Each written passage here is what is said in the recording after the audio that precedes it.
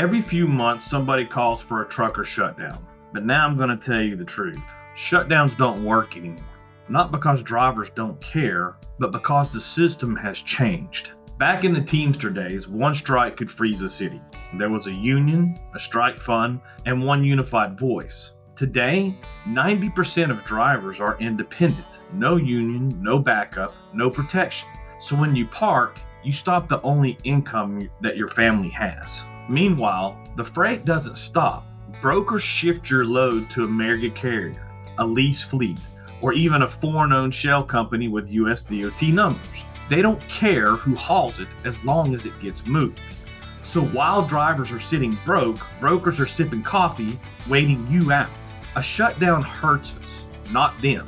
But smart pressure, that flips the script. The first thing that we need to do is keep money flowing while we're fighting back. Don't just shut down.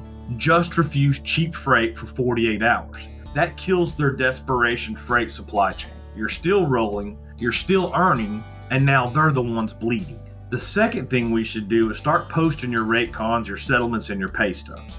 That data shows who's skimming and how deep the cuts actually go. When thousands of drivers post real numbers, every screenshot or safety report shared helps uncover who's running illegal freight under U.S. authority. That creates what we call a digital trail. The FMCSA cannot ignore this. The more proof we post, the more pressure builds for laws that force brokers to show their margins. That is what we call long-term change, not a one-day tantrum.